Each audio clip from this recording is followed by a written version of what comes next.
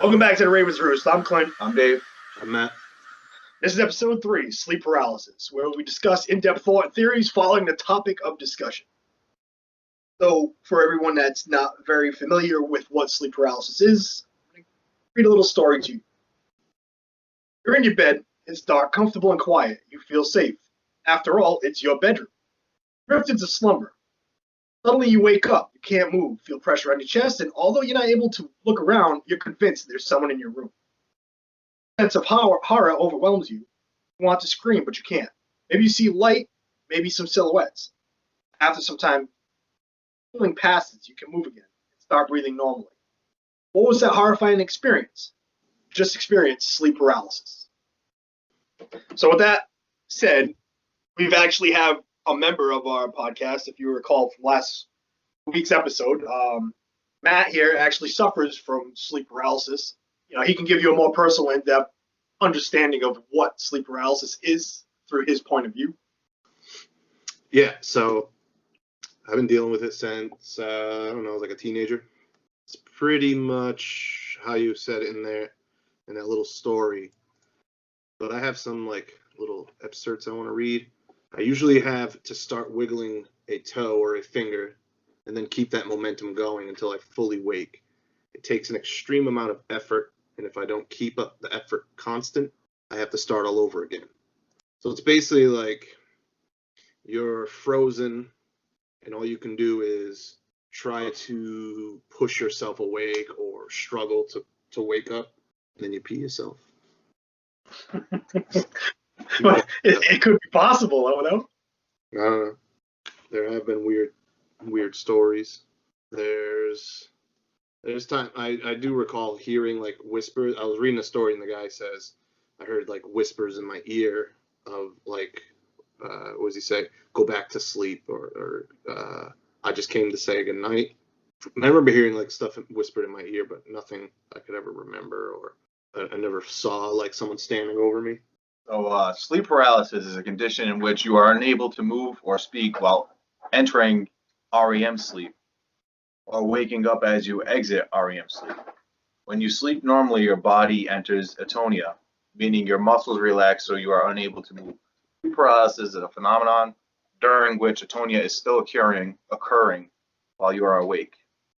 Sleep paralysis causes stress. Sleep apnea also can increase the number of episodes you have, and sleep deprivation is also. Narcolepsy is another. I have sleep apnea. I have a really bad case of sleep apnea too. I never fully fall asleep because I can't breathe apparently. Don't you have a machine or something? I do, but because of circumstances, I haven't been able to use it. But still, I haven't suffered from any sleep paralysis. I usually get it when I'm on my back, or even if I'm reclining. I guess it's if you're overweight or anything too, it's pushing down in your chest. Yeah, that can cause something. Yeah, that's one thing I read too is if you sleep on your back.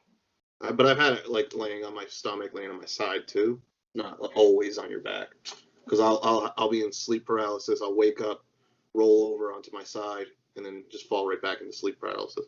Bipolar disorder is also another condition associated with sleep paralysis. Substance abuse is another one. We have jet lag. Oh, jet lag, yeah. That can cause sleep paralysis, and panic disorders, and post-traumatic stress syndrome. Some people think it's a paranormal, but I think it just wakes up your mind. Kind of, you're in a different state, so it's kind of hard to believe that when we were talking about before. Sleep paralysis is to me, it was always a gate to out-of-body experience. You could achieve that through sleep paralysis. But then again, sleep paralysis, if it's just a part, just your mind in a state, and it's just thinking all these things, it's hard to believe that it's possible, which is probably why I'm always, when I'm like, oh, this is the time I'm going to try and have an out-of-body experience, that I just stop and I'm like, yeah, maybe not. Plus, I'm too scared to. I mean, it makes sense considering a lot of people that have, mastered out-of-body experience, they want to do that. So unfortunately, it's you're just stuck with sleep paralysis.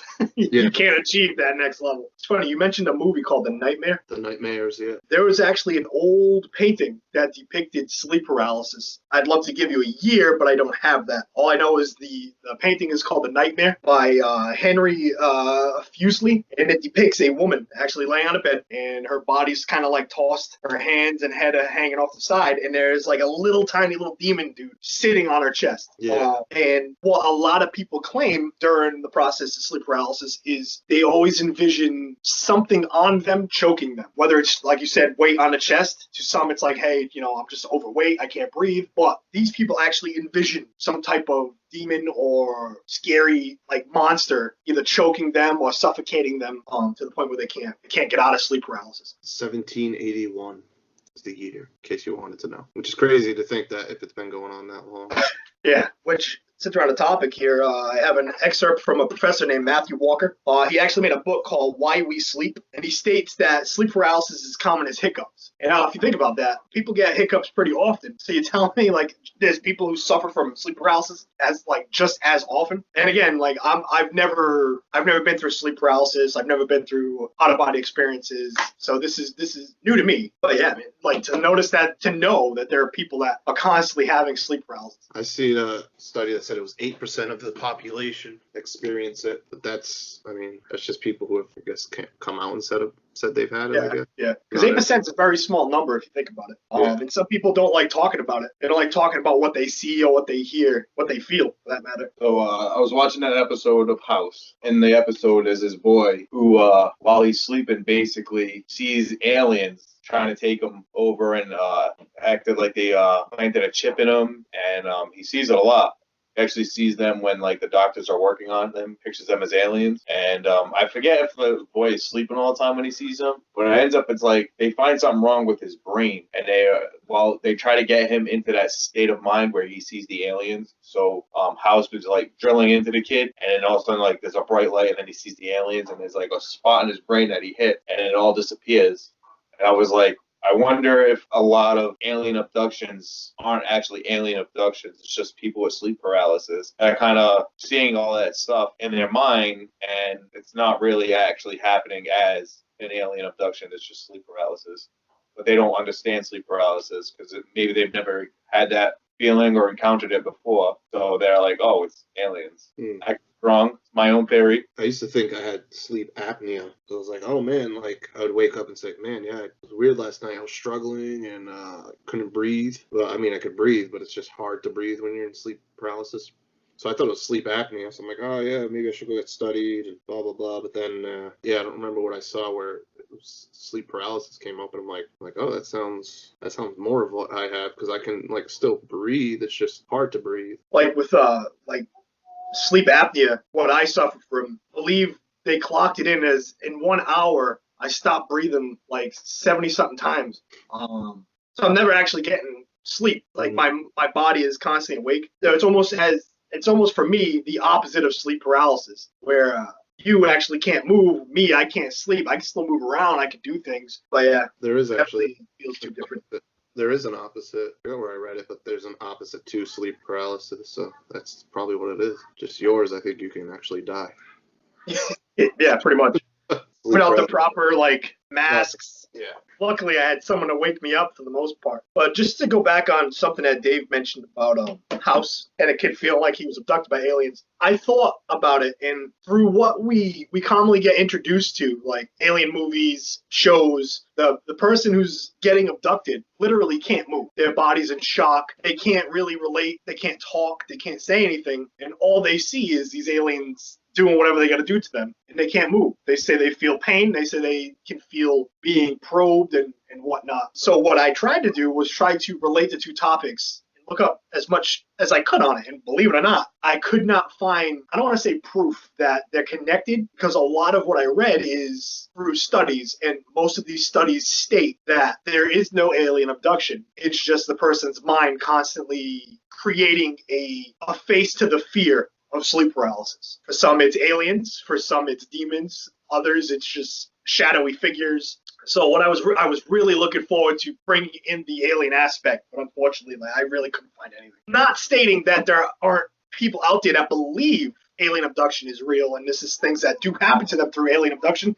that is more than likely a true theory, but I couldn't find anything based on fact. So I just want to toss that out there. The alien stuff I heard of was like the guy saying, yeah, you feel things probing you, things stabbing you. But yeah, you're basically frozen, and you wake up and you still have the pain of the things probing you. I've only had a few like painful experiences, like something stabbing you and you wake up, but it's only happened probably like once or twice. I don't know. Personally, I don't think it's anything paranormal happening. Like I said, I had an owl talking to me one time. I had like this seeing like figures and stuff, and that one time I felt like vibrating and seeing colors and stuff. But I think it's just your mind is just, you're in a sleep state and you can't move, so it's weird, but your mind is still trying to make dreams or whatever. So I don't know. As I was checking out some sleep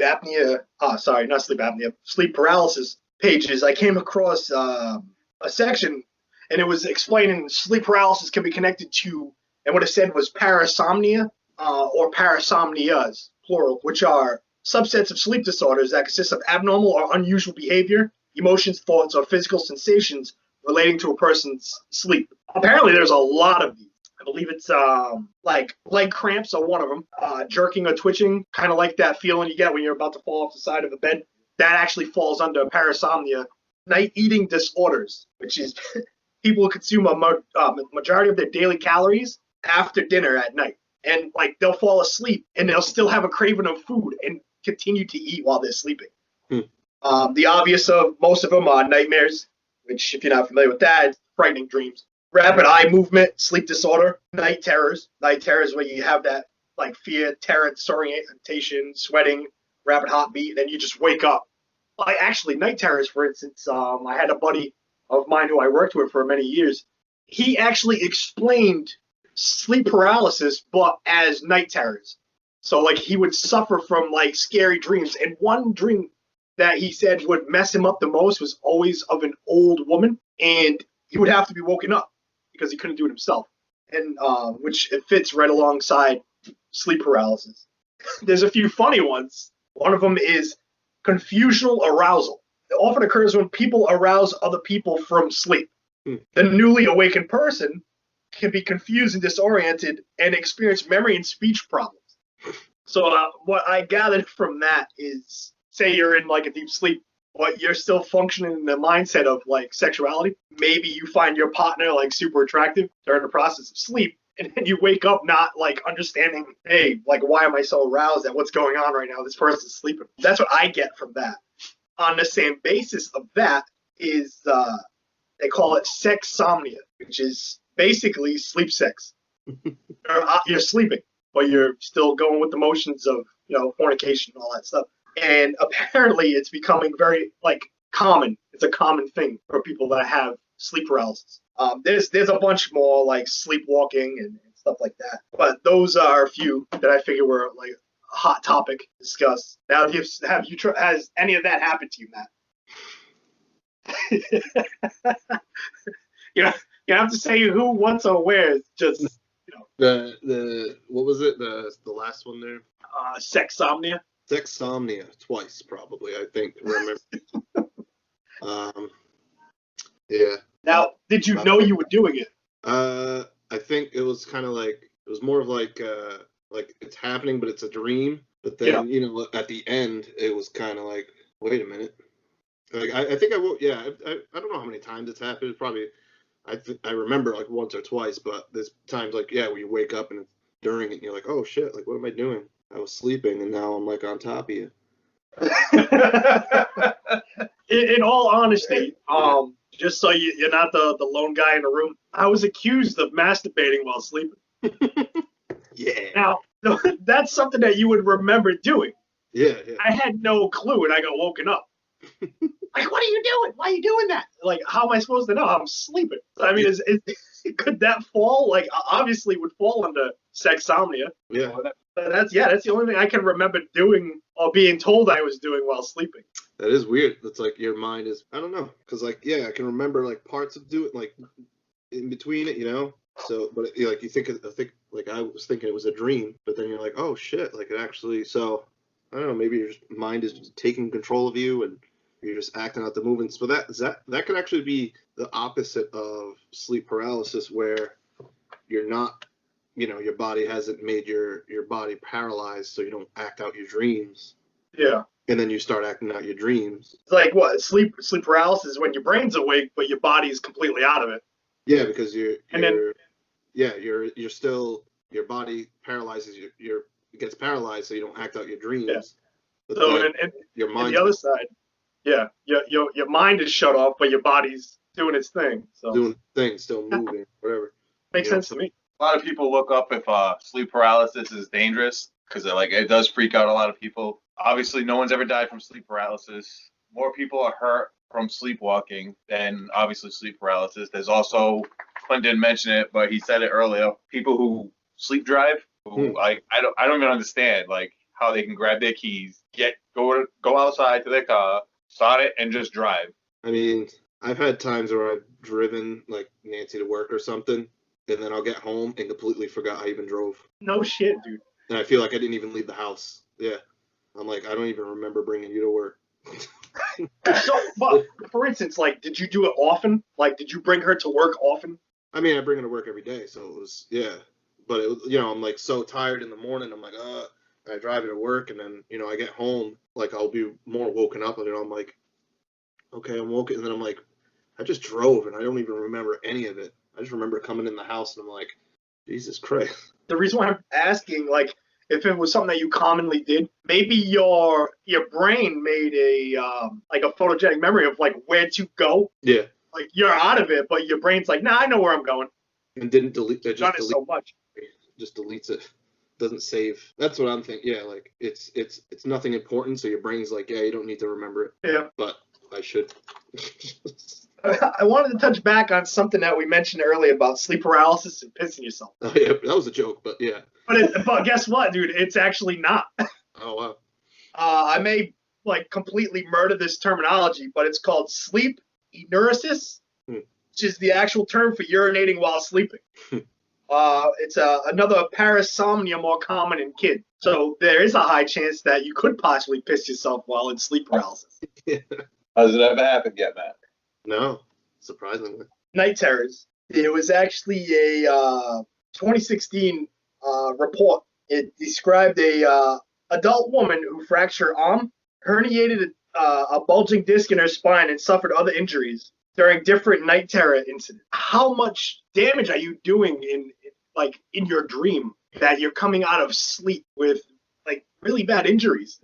Now, I've never witnessed sleep terror incidents, but I can only imagine that had to be one of the scariest things to see, to the point where you're fracturing bones in your arms. What was that movie that was kind of like that with the grandparents, but it wasn't really the grandparents? Shit. Like the two kids keep like looking out, and you see the grandmother like scratching the wall and then like running into things. I don't know. Not the one where the grandfather like shits his pants and. Yeah, that one. Yeah, The Visit. It was called. That's right. Now, is that what that was based on? Well, they were both like psychiatric mental patients or whatever. All right. Yeah. But like that's what it seemed like. At night, she would. I think it was like an actual condition. At night, she would like, it was like a switch flipped, and she would just turn into like a whole different person almost. I'll look it up and see if I can find it while we're chatting. So, Dave, you're talking about jet lag and stress being one of the mentions for sleep paralysis. They actually have a term for it. It's called exploding head syndrome. And it mentions that people with this condition sometimes say it feels as if they have exploding bombs in or near their heads while they're trying to fall asleep. And that's when it states that it was actually relative to insomnia, jet lag, emotional tension, and stress. They claim as it might be caused by the brain's inability to shut down certain functions as people fall asleep. Have you ever felt like the feeling of bombs going off next to your head? No, not really. They said it's like super rare though. You said it was more like for jet lag though, right? Like. Well, it's relative to that. Like I could see being very more associated with jet lag. So it's like bombs going off in I don't know. Yeah, like the feel of like you can literally hear a bomb. I'm assuming it would be like more sound, like sound waves maybe going off. Yeah, I mean I've had vibrations, but I mean I've heard like things like while I'm in sleep paralysis, but nothing like to ever remember. Like this, just so it's been going on for so long that so much stuff happens. It's like I don't even know. There's like a couple of things that I remember that are specific, but sometimes it's pretty boring, and I'm just laying there in the dark, like thinking I'm yelling out loud, like "Hey, wake me up!" or kicking, but I'm not really doing anything. Yeah. Have you tried any treatments? No. So for treatments, basically it just says improve your sleep habits. Try to go to bed around the same time. Don't drink caffeine before going to bed. Always make sure you're comfortable. Make sure there's no distraction. Somebody can give you reassurance and support you while you're trying to sleep, I guess, is another treatment. So I haven't had it in a long time, probably a few months or so. But usually it's like, yeah, if I'm really, really tired or stressed out. Also, you can go see a specialist, psychologist, try sleep medicine, try to go to a neurologist, psychiatrist, a pediatrician, and they can try to give you stuff that will help treat you. Get this one treatment for people to release tension is Botox injections into the jaw. That's weird. I've never heard of that before, but it's actually there. Maybe for people, maybe, like for people who grind their teeth or Yeah. have like jaw pressure. yeah. So, Airways maybe too. so what a lot of people do is like when they have migraine headaches and stuff, they don't like to take medicine. I seen on a show what they do is they put a pencil in their mouth. They don't bite on it hard. They kind of just rest on it, and it's supposed to help relieve the pressure and help relieve the pressure in your brain to help with the migraines. So I guess a lot of our stress can be helped by Botox in the jaw. I guess I can kind of understand on Dr. Oz. He was like, if you have migraines, try this, and he had a pencil, and he's like, don't bite because you could snap it, but don't bite hard. Just kind of like rest. It was weird. So I found that it's not actually a disease from that movie, The Visit. It's called sundowning. It's a symptom from Alzheimer's and dementia. So nothing to do with sleep paralysis or sleep anything. I guess it's just you get like if you have Alzheimer's, you're confused, and at nighttime for some reason you just get more confused and more agitated. So you can just lash out and just be, it's also known as late day confusion. I was just letting you guys know what it was, and Yeah, because he was relating what someone does. sleepwalking and stuff. We were talking. Yeah, so like sleepwalking in a sense, which is true because like a lot of sleepwalkers have the tendency to not just walk around, but walk into shit. Yeah, get injured or Yeah. And I was reading that somewhere too. Sleepwalkers, they found that your brain will turn on right as something like, for instance, let's say you're walking towards a 10-story window as a sleepwalker. Studies are saying that as that person gets right to that last moment before they fall out the window, their brain wakes up. Did they fall? No, they stop, like, holy shit, like what just happened? It's intriguing to know that there's like thousands of studies for these symptoms of sleep paralysis. Like you got doctors out there that just dedicate their time to like these people that come in, hey, I walk around my house, hey, I have sex while I'm sleeping. And that one doctor's like, all right, well, come on in. I'm the doctor you need. Let's see. There's another study here. So 40.9% of people who slept on their left side suffered nightmares, while only 14.9% on their right side suffered the same. That's weird. It was like a study, sleep researchers in Turkey, 2004. Kind of weird. I mean, I guess that could fall under what's going on in your brain, depending on what side you're leaning on. Yeah. I wonder if the other thing, I have a deviated septum, so like can only breathe out of one nostril at a time, and if I'm laying on like my right, then the nostril facing up I can breathe out of, and if I go the other way, this nostril I can breathe out of. So usually I try to breathe out of my mouth when I'm sleeping, which if I'm on my back, I don't know, I'm guessing that's crushing your windpipe or something. I was actually going to mention something about that too. So I was just checking this out. As I said, I want to try to bring it back to more of a paranormal feel. Mm-hmm. And I typed in sleep paralysis in the paranormal, and I get a few myths that people who suffered from sleep paralysis have mentioned, and one of them is actually the old hag, which is funny because I mentioned that a friend of mine, when he would have night terrors, it would be of an older woman. Mm. and apparently it's known as the old hag syndrome. So many syndromes. Apparently, it's a visitation by a demonic figure known as the old hag. It started off in Newfoundland. There are variations of the story told all around the world. The myth of the old hag is so widespread. It's called old hag syndrome. It comes from a superstitious belief of a witch or a demonic entity known as the old hag who sits or rides on her victim's chest during the night. Story tells of an old witch maliciously sitting on the chests of her victims while they lay in bed, or of curses placed upon unsuspecting individuals by this witch, causing them to experience this terror during the night. People who have believed that they have been visited or cursed by the old hag report feeling an evil presence in their bedroom during the attack. Hallucinations are common during these episodes, and the fear caused by being unable to move or speak may trigger hallucinations of evil presences or demonic entities, such as the old hag. What? Something you mentioned when we were talking about out-of-body experience was, I think it was you or it was James, of incubi and succubi. Yeah, I've seen. Yeah, I think you? James. Yeah, I was mentioning about it. Oh, it was you? Yeah. I just read something about it today, though. Yeah. Well, in this myth, they believe that sleep paralysis is actually when they're visited by incubus or a succubus. Yeah. I mean, but I mentioned that because we're talking about the people who can astral project themselves. And I was like, maybe they're the ones. Oh, yeah, that's right.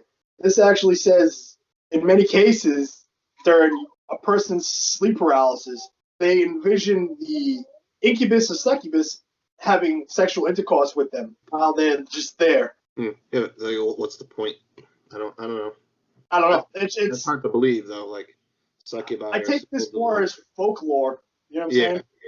Yeah. So you said 8%? Matt did, but I actually have that in my notes. So it's actually between 8% and 50% of people experience sleep paralysis. About 5% of people have it regularly, and there's no difference between male and female. Like, it doesn't affect one gender more than the other. Sleep paralysis has been described throughout history. It's actually believed to have played a role in the creation of stories about alien abductions and other paranormal events. One thing I'm actually interested in, and this goes for anybody that's listening, I would like you guys to contact us through our Facebook page, which is Raven Investigation of the Paranormal. You can find us on Facebook. Let us know if you suffer from sleep paralysis or any of the topics that we discussed. Because again, I've never had to go through this stuff myself. It'd be very interesting to hear other people's takes on it. For instance, I got Matt's understanding of sleep paralysis. We have stuff we looked up, but to hear from one of our fans would be very awesome to hear. And it also bridges us together. So you guys are communicating with us about topic. Just wanted to throw that out. Yeah, it'd be cool to like compare the stories because I read stuff online and when I see it, I always see something different. And I'm like, oh yeah, that actually happened too, and it's kind of cool to know like the same thing happens to someone else, which is kind of weird. Like to think when I watched that documentary and the guy says, this metal claw will come up like. And like the worst part's when it grabs you in your dick, and you feel the pain. And I was like, holy shit, I've felt that before too, like that vice on your balls, like just grabbing. It's weird because I'm like, man, it's such a random thing, but it could be like a thing in your brain. That's a fear you have, just getting your balls pulled on. But as far as information, I mean, that's all I got. I don't know about you boys. I guess shit. I basically just have experience. I mean, I don't look it up anymore since I've just seen so much about it that I mainly look for other people's experience. I don't really look into the science of it. Yeah. Because I don't know, there's just going to be so many different variations. Yeah, it's just and like the stories are what connect it really. Because I don't know, you could see something like people say like, oh, I had that experience too, and you're like you didn't have that, so you're like whatever. Like when you have it and then you read something or hear something, you're like, holy shit, I had that same exact thing happen to me. And that's why I think it's going to be cool if you can connect with folks that are listening. Hey everybody, this concludes episode 3. Thank you for taking time to listen to us talk about sleep paralysis. Thank you.